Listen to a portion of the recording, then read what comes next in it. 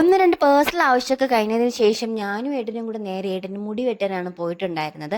Unisex beauty parlour ആയതുകൊണ്ട് ഞാൻ പിന്നെ ത്രെഡും കൂടെ ചെയ്തിട്ടുണ്ടായിരുന്നു. ഹെയർ കട്ട് കഴിഞ്ഞപ്പോഴത്തേക്ക് ഏട്ടൻ്റെ തലയിലെ ഡാൻഡ്രഫ് നന്നായിട്ട് കൂടിയതായിട്ട് അറിയാൻ പറ്റുന്നുണ്ട് കേട്ടോ. അപ്പോൾ അതിൻ്റെ സങ്കടത്തിൽ നിന്നപ്പോഴത്തേക്കാണ് കേട്ടോ ഞാൻ വീഡിയോ എടുത്തപ്പോഴത്തേക്ക് ഏട്ടൻ ഫോട്ടോ ആണെന്ന് വിചാരിച്ച് പോസ് ചെയ്തിട്ടുണ്ടായിരുന്നു. അപ്പോൾ അവൻ ചമ്മിപ്പോയി. അതിനുശേഷം ഞങ്ങൾ എതുമയെ വിളിക്കാനാണ് പോയിട്ടുണ്ടായിരുന്നത്.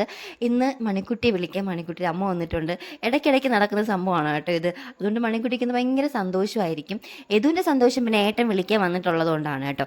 ഏട്ടൻ വിളിക്കാൻ വന്ന പിന്നെ അവൻ നിലത്ത് തൊടത്തില്ല, ഇങ്ങനെ ഇങ്ങനെ തോളത്തിരുന്ന് പോകണം. പിന്നെ ഞങ്ങൾ ഈ കടയിൽ കയറിയത് അച്ചാർ വാങ്ങിക്കാനാണ്. അച്ചാർ ഭയങ്കര ഇഷ്ടമാണ്. അതെല്ലാം വീട്ടിൽ കൊണ്ടുവച്ച് എതുമേ ഒന്ന് ഫ്രഷ് ആക്കിയിട്ട് ഞങ്ങൾ നേരെ പോയത് ഏട്ടൻ്റെ വീട്ടിലോട്ടാണ്. ഇപ്പം അത്യാവശ്യം കുറച്ച് റംബുട്ടാനൊക്കെ പഴുത്തിട്ടുണ്ട്. അപ്പോൾ ഏട്ടൻ ഇന്ന് ഓഫ് ആയതുകൊണ്ട് ഇന്ന് പോയിട്ട് പഴുത്തതെല്ലാം പറിച്ചെടുക്കാമെന്ന് വിചാരിച്ചിട്ട് ഞങ്ങൾ അങ്ങോട്ട് പോയി.